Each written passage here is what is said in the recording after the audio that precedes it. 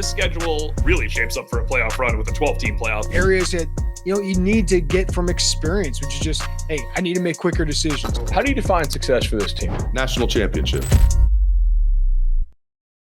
What's going on, y'all? Bud Elliott here of the Cover 3 podcast. This is my summer school series where we review every team in D1, or well, most of them anyway. And one of those on the list for sure is Texas. I go to Horns 247 anytime I need to check out my Texas stuff. That's my man, Eric Henry. Eric, what's going on, dude?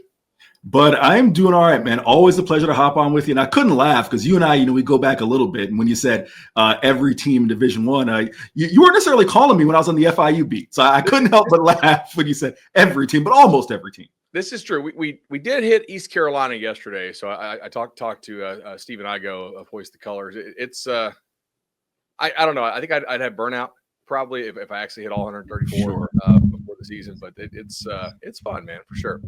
All right, so let's get into this. Texas last year, an awesome year, made the college football playoff. Obviously, won a game, and then lost to the eventual national champion Ohio State Buckeyes. What's the general vibe around this program right now? The general vibe continues to be optimism. When you start with the fans, I think the number one thing that people are most excited about, and it's whether it's locally here in Austin or nationally, that is number 16, Arch Manning, right? His time has finally come after several seasons of being first the QB3 and then last year the QB2, and he is now the QB1. I think that provides a measure of excitement for just wondering, it's like that Christmas gift, right? Like it's that thing you always wanted, and maybe you got a little bit early. You can't unwrap it until Christmas, but it's there somewhere underneath the tree. Now you have that with Arch Manning. So that certainly provides a level of excitement. In terms of the rest of the team, it's funny you asked that question, Bud, because I just came from Steve Sarkisian's Touchdown Club of Houston address, of course, his annual address where he makes his way to the touchdown clubs throughout the state and, makes his a pitch to boosters, the people who help fund the program that he's trying to put out there. And real quick, Bud, what I thought was interesting, last year was my first year on the beat. And I remember going to that venue the first time and coming off of the Sugar Bowl appearance that they lost to Washington, the tone of that address was obsessed with winning a national title, right? Just being hyper-focused, laser-focused on what it takes to finally keep this train going now that you finally got it out of that, first 5-win season and then 8-win season. It was interesting that the tone of that speech this year was, okay, this thing is consistent, right? I know we're not a blip in the radar, right? I know that we have a team that can compete for a college football playoff spot year in, year out. Now it's what do we need to do to take that next step and win the national title while keeping this level of success? That's it. That's interesting. So how will this offense change with Arch Manning? The hope, I think, whether it's, inside of the Moncrief facility or outside, is that you're probably going to get a little more explosive, right? And I think you go back to 2023 with Xavier Worthy and JT Sanders, Jordan Whittington, AD Mitchell, Jonathan Brooks, all these guys were in the NFL, and there certainly were their fair share of big plays. But a lot of it was, hey, get the ball out of your hands quickly into the hands of your playmakers, let them do it, right? I remember Steve, one of the things he heavily emphasized that year was, hey, maybe we're not hitting the deep ball like we would have liked to in terms of the rate and efficiency. However, if Xavier Worthy takes, a 7-yard slant and takes it 40 yards, it's still a 40-yard gain. Now I think the feeling offensively at least is, okay, you have someone who you'd like to believe is going to be a bit more proficient throwing the ball downfield. If you take a look, I'd tell any fans who haven't really watched Arch, right? Go watch the Louisiana Monroe start, because that was the game, his first start coming off of Quinn being injured against UTSA. You saw Texas push the ball downfield a lot to where Steve Sarkisian, I think Arch completed 53% of his passes that day. And Steve Sarkisian said, man, I wish I'd built in some more easy completions for Arch. You can tell that they really want to get the ball downfield with him under center. That is the first thing. The second thing, this offensive line, I know we'll get into it a little bit when we talk about positions you're kind of keeping an eye on, or, how things kind of shake out for the team entering fall, but are they going to be able to own the line of scrimmage? Because sure, Texas had its most notable failures, 2023 Red River Shootout, right? You can't punch it in the goal line. Last year against Ohio State in the Cotton Bowl, you can't punch it at the goal line.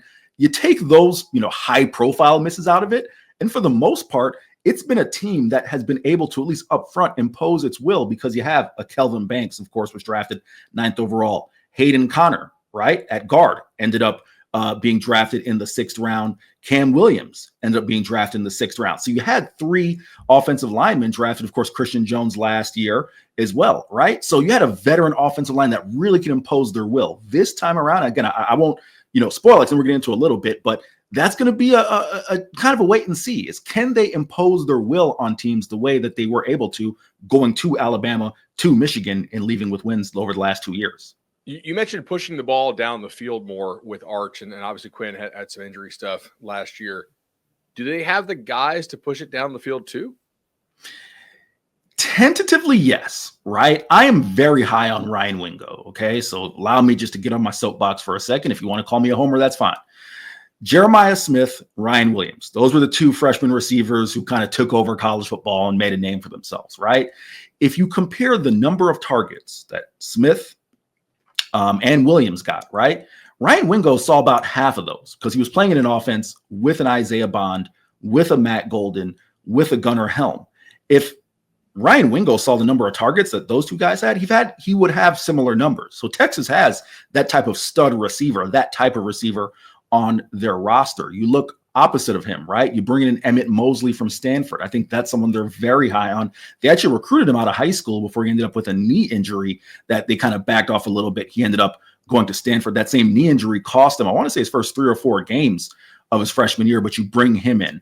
DeAndre Moore, rock solid in the slot, right?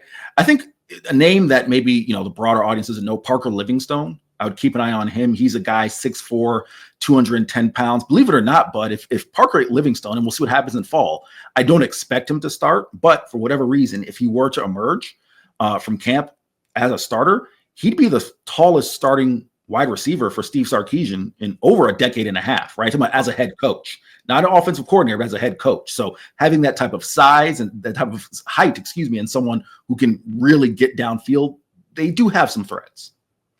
I like that. Tight end wise, losing Gunnar Helm seems to be a big deal. What are your thoughts there? I was optimistic. I was kind of, in terms of the tight ends that they had recruited, I think we'll start there first, right? Jordan Washington came in last year as a true freshman, really made a name for himself in the spring. 6'5", 250, big-bodied guy, but athletic, right? Out of the Houston area, you see him and you think, man, there's kind of like a carbon copy of JT Sanders, but bigger. Because JT's, only plays around 233, 235. He was someone who I think there was hopes for coming into camp, and he performed well, but then ended up having a shoulder bruise, a collarbone injury that kept him out for the last 2.5 weeks. Spencer Shannon is someone who they're hoping can be the next Gunnar Helm. Has seen most of his time, just like Gunnar Helm saw prior to the last really year and change of his career, as a blocker, but really worked on his athleticism. Spencer Shannon, 6'5", about 260 as well, so another big body tight end. But then they go out and get Jack Endries from Cal. And that's the guy who, listen, again, you can call me hyperbolic, but if you take a look at what Jack Endries did in Cal's offense, playing for Jake Spavital as his first year redshirt freshman, really excelled in the shallow and intermediate passing game. Was this a big, kind of that safety blanket, that old school tight end, right? Who's going to run, patterns between, 5, 7, 10 yards from the line of scrimmage, dominate the middle of the field, turn around, show that quarterback his numbers, there's a catch, right? I think you put that type of guy in this offense who really operates in the way that Gunnar Helm did last year, owning the middle of the field. That's going to be Arch Manning's best friend in my mind. So I think you're looking at someone who should certainly fill Helm's role, and in my opinion, my perspective, really challenge for an all-conference spot. All right, so for all of our college fantasy players, who are we drafting at running back and how high? Like, is there going to be one guy take the majority of the carries and get all the touchdowns, or are we looking at more of a split? Oh, man, that is a real good question. I love the way you framed that, by the way, bud. We know who watches college ball podcast so in June. No doubt about it. Okay, if you're doing leader in the clubhouse, you got to start with Quintravion Wisner. He's the returning 1,000-yard rusher from last year. I definitely think there's room for Trey to grow and evolve his game. He was a guy who was just 4 yards, 5 yards, 4 yards, 5 yards. You might get a 20-yarder here or there. Didn't really have that in his game. Trey was open and honest and saying, man, I go back and look at some of the film from last year. I wasn't making guys miss. I didn't feel comfortable sticking my foot in the ground and really giving a guy a move in the open field. I was so concerned with just hitting the right gap, protecting the football, but he really wants to evolve his game. So that's the leader in the clubhouse. Now here, everything else is a wild card. CJ Baxter, the nation's #1 overall running back recruit in his class in 2023, is coming off of the torn ACL, right? For those who may not remember, CJ, actually, it's a little more than a torn ACL. It's a severe knee injury, but CJ opened the 23 year as the starter over Jonathan Brooks, but ended up having some injuries, a little bit of adjustment to the college game. Jonathan Brooks emerges post that Alabama win. The rest is history. But CJ was and still is a very talented guy. How is he going to recover from that knee injury? Jarrett Gibson as a short yardage guy, if we were talking about like a value pick there, it's going to get you maybe some short yardage touchdowns, right? That would be Jarrett Gibson, the former 4-star recruit out of Gainesville, out of our neck of the woods in Florida. So you have that. And then another guy to keep an eye on is Christian Clark. He was a 4-star recruit last year who about 6 days after CJ had his major knee injury, ended up suffering, I remember if it was correct, a torn Achilles. If memory serves me correct there with Christian Clark. So he was out for the year. So it's kind of seeing how those guys will all fit together in that room. Offensive line wise, they lose a pretty good amount off this offensive line. I assume improvement is likely not on the table, but can they avoid a drop off? That is a great question, right? Because I look at it the same way that you asked the question.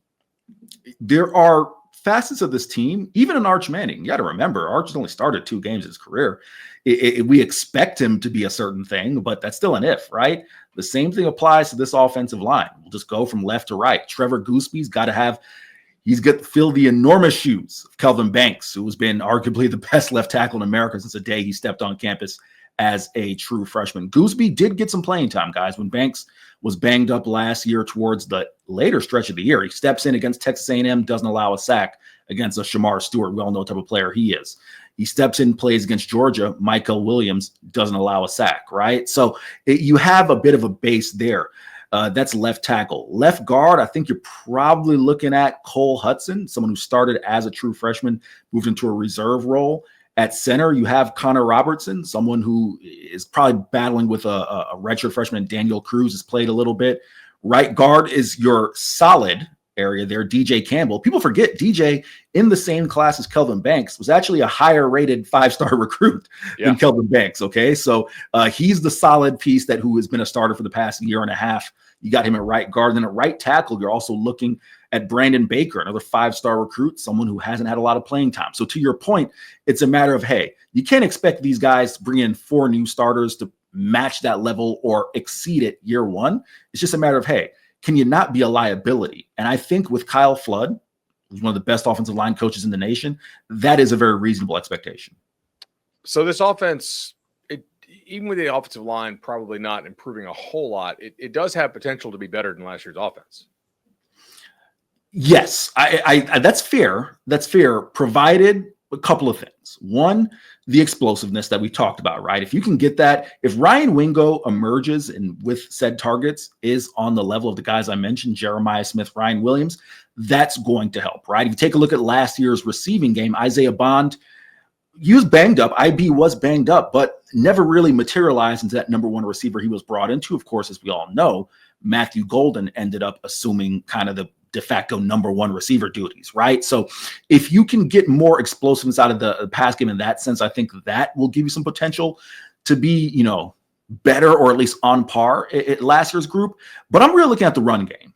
But that was an area that it took him a while to get going, right? Again, CJ got banged up, right? And you had Jaden Blue, who of course was drafted by the Dallas Cowboys, but Jaden had his fumbling issues, and it was a bit of an adjustment, him being the RB1 as opposed to a platoon guy. Contravian Wisner emerges. He being Wisner was the RB3 last year, right? Can the run game take a step forward? You can get more consistency out of it. It was boom or bust at times until really the last 4 or 5 games of the year. You get more consistency out of the run game. I think that's kind of the key to unlocking maybe being on par, if not better than last year's group. But it's going to be interesting to see because you got a lot of ifs. Let's take a break here. On the flip side, we're going to talk about Texas defense. When you need your sports news all the time, we've got breaking news to bring to you. CBS Sports HQ gives you a snapshot of all the sports that matter to you. When you need your sports in a snap, find it on CBS Sports HQ, streaming free anywhere you are. Hey guys, welcome back to the Cover 3 College Football Podcast. I'm Bud Elliott. This is Summer School. We're talking Texas today. It's my man, Eric Henry. All right, we just gave you the lowdown on, Eric did, on Arch Manning and all the new up-and-coming stars for the Texas Longhorns on what appears to be another kind of all-in season, if you will, in their pursuit of a national title, and they can't win a title without some really nice defense. And at times last year, Texas did play excellent defense. In fact, probably a lot more often than it didn't. Eric, who are some guys that we need to know on this Texas defense for this coming year? Yeah, I'll give you 3, and I'll go at every level of the defense. Of course, on the defensive line, we all know the man himself. His name is Colin Simmons. You're probably talking about the quickest first step of any edge rusher in the nation. Led this team with 8.5 sacks, despite never really being a full-time starter, being a situational pass rusher. His snaps did increase towards the end of the year, but Colin Simmons in a full-time role, he's already said he wants to break Texas's single-season record for sacks in a year. That's 22.5, set 40 years ago. That's his goal. So that's step one. That's the player one as far as the defensive line. Then you go to linebacker. I mean, again, you're talking about someone who's a proven commodity in Anthony Hill Jr. As a sophomore, really exploded. Had a great freshman year as a 5-star recruit out of Denton Ryan High School in the North Texas area. But as a sophomore, 17 tackles for loss, 8 sacks, over 100 tackles. He's a guy who was really challenged by Texas defensive corner Pete Kukowski, saying that he is a great football player. He's a great athlete, but he wasn't that good of a linebacker. That's what he said about A. Hill going into a sophomore year. I think Anthony has answered all of those questions at this point. And on the back end, listen, I could talk about Malik Muhammad at cornerback, or I could talk about Jelani McDonald, Derek Williams at star. So many names I could talk about, but this guy has just continuously been overlooked seemingly his entire career. And I think he deserves, as what do the kids say, his flowers, bud? I think you got to give him that. Michael Taff, right? The former walk-on, the Austin native who had a chance to go to the NFL, join his best friends in Jahdae Barron and Andrew Makuba, decides to come back, feels that the goal wasn't completed as he walked off the field at the Cotton Bowl, knowing that they would not win a national title, not even play for a national title. Michael Taff wasn't voted as an All-American. I believe wasn't voted as a All-Conference player. I think he took Football Writers of America voted him as an All-American. That was a snub. I mean, Taff, excellent safety back there. To get him back is huge. If this defense is going to be better than last year, who needs to kind of hit their ceiling or maybe exceed expectations? People will look at the secondary, rightfully so. You lose the Thorpe Award winner in Jahdae Barron. You lose a starting safety in Andrew Makuba, who's a second-round pick. I think they have the talent there. Everything to me starts up front with the interior of this defensive line. Whether it was Bo Davis, former Texas defensive line coach now to New Orleans Saints, building guys like Tavondre Sweat and Byron Murphy, getting those guys to excel. Now, Kenny Baker, someone who I've been very high on. I've seen his career from the time he was at Western Kentucky back in the Conference USA days. He makes his way from the Miami Dolphins to the Texas Longhorns last year, continues the train, develops Alfred Collins, helps develop Alfred Collins, Vernon Broughton, Bill Norton, Jermaine Lole, gets the most out of those guys. The thing that Tyson Helton, when I spoke with him last year for kind of a feature on who is Kenny Baker, he said that Kenny Baker has the ability to take any player, whether it's a true freshman or a 50-year guy who's bounced around a bit, look at their game and give them the tools in their toolbox that will help them excel and take their game to the next level. He showed that with the transfers last year. He's going to get an opportunity this year. They bring in 5, not 1, not 2, not 3, not 4, 5 transfer defensive tackles. I can't run through all of them. We'll be here 20 minutes, but the ones to keep an eye on: Cole Brevard from Purdue, 6'3", 353, big run stuffer, looking to be the Bill Norton type. Travis Shaw was a 5-star recruit, signed with his home state, North Carolina, been banged up by a knee injury during his career. That knee injury slowed him a little bit during camp. If he is healthy, can he kind of fully actualize that 5-star potential? And then last but not least, Murad Watson. They got the freshman All-American from Syracuse. Where does he fit in along with a returner like an Alex January? So having that interior of the defensive line, if they can, play run defense the way they did last year, that'll be huge. And Watson, of course, killed it for Syracuse in the spring from the reports I was reading. Looking at this schedule, Eric, so starting at Ohio State is not easy. Obviously, you have Red River, a trip to the Swamp, which, if Lagway is healthy, could be pretty tricky. Obviously, Texas played the 3rd or 4th string Florida quarterback last year, so that was really not a super competitive game. A pretty nice stretch in the middle, you'd like to think, with hosting Vandy, at Kentucky, at Mississippi State, and bye week mixed in there. Looks before you go to Georgia. So you basically get a month to get like some guys, healthy, and you should be able to win some of those middle games with sitting some starters, or at least kind of load management if you want to, as the NBA playoffs are going on right now. What are your expectations for this team this year, and how would you define success for the Longhorns in 25? Well, Bud, real quick, you have the schedule in front of you, so I'm going to have to lean on you for a bit. If my memory serves me correct, there is a 1-month stretch that Texas is away from Austin. I believe it's that 3-game stretch in the middle of the SEC that they are away from home. I think that is an opportunity to really make or break their season, right? Hitting the road. Of course, as you mentioned, they went to Vandy. They'll get Vandy at home, but going to a Mississippi State, right? Again, not suspecting that to be, the toughest game in the world, but still a road SEC game. Same thing with Florida. Of course, you got to have the Red River Shootout. You're going to go to Dallas, right? I think that's the stretch that really will make or break their year. And then, of course, you get Georgia late in the year, right? That you got to head to Athens, Georgia. When you talk about expectations, for me, I think college football playoff or bust is very fair, considering the standard that has been set by Steve Sarkisian and company over the last 2 years. The floor in my mind, and I've kind of toyed around with this, right? I think the floor is 9 wins, honestly. The way the schedule shakes out, I think the floor is 9 wins.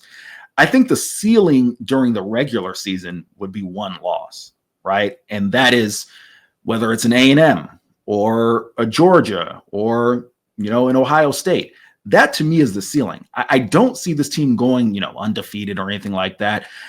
All in all, if you, as we're taping here on May 1st, I would say 10-2 is where I would come in right now.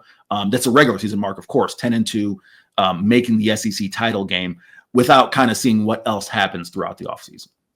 I think that makes a lot of sense. And obviously this team has potential to get a whole lot better throughout the year with some of these young guys cycling in the lineup. And if Arch Manning, if he hits, then you could be looking at your national title favorite. We just kind of have to see, what he has when he's playing in some of these bigger games.